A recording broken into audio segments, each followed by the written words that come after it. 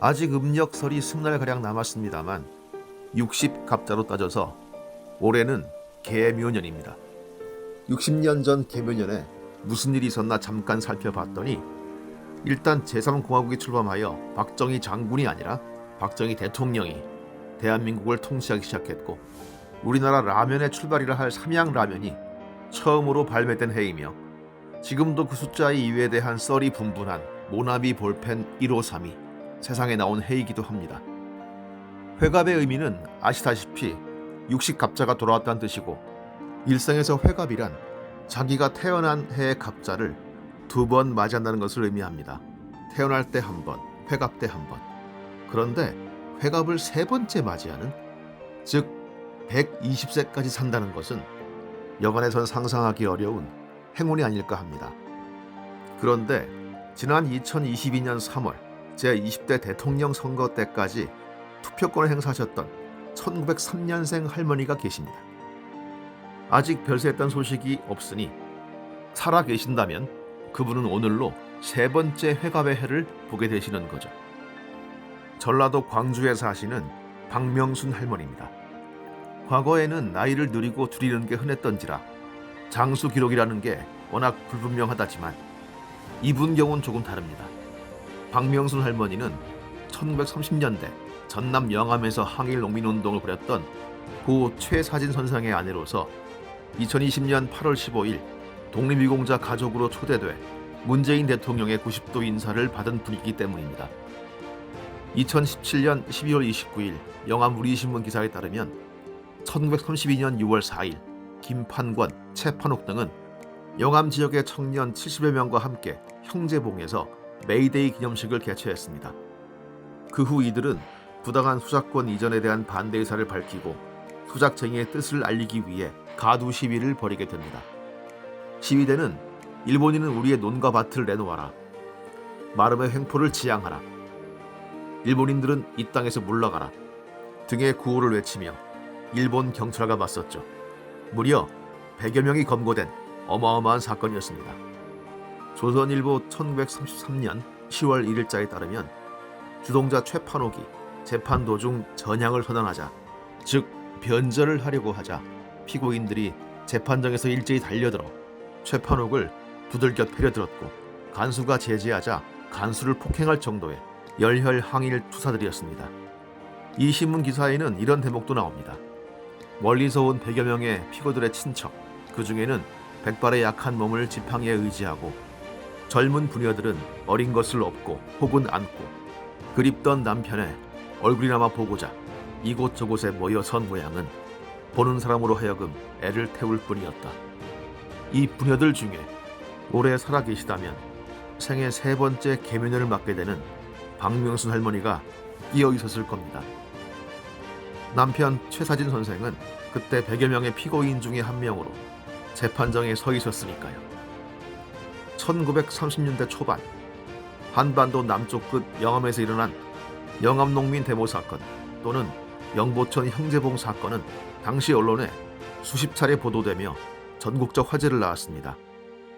하지만 해방 이후 그들의 독립운동 이력은 인정받지 못했습니다.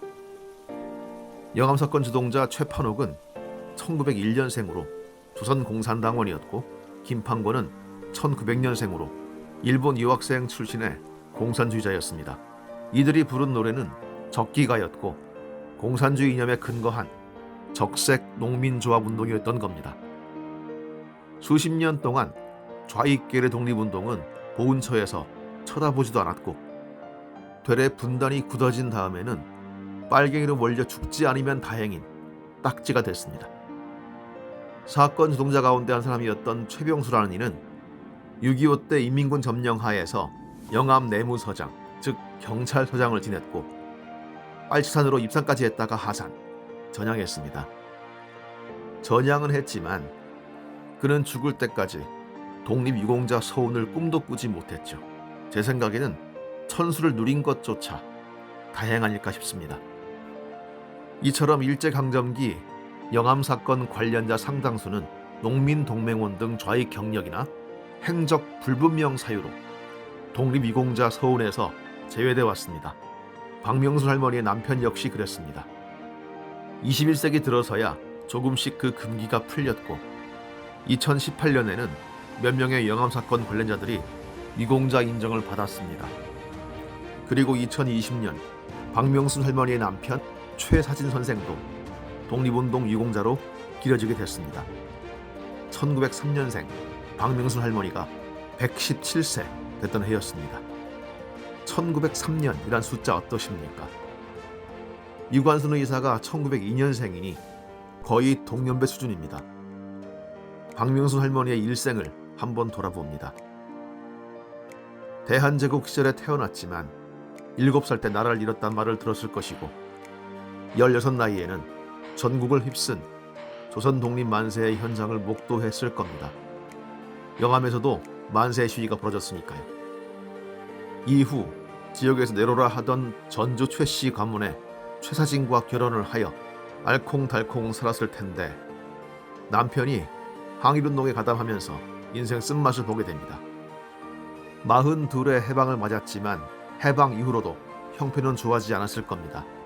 위에서 얘기했듯 좌익계열 독립운동가란 찬밥을 넘어서 살벌한 감시의 대상이었으니까요.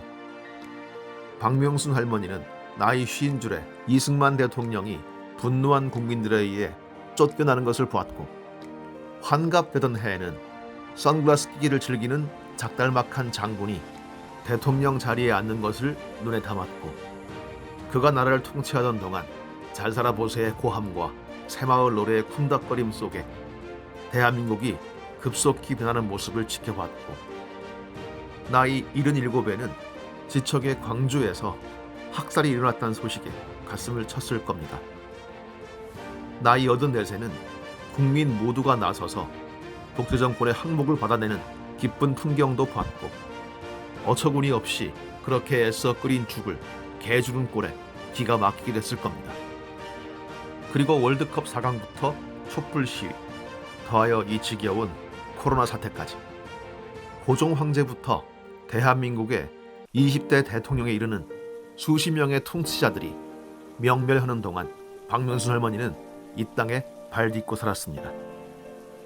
박명순 할머니가 일생에서 한 번도 거르지 않은 것이 있다고 합니다. 그것은 투표였습니다.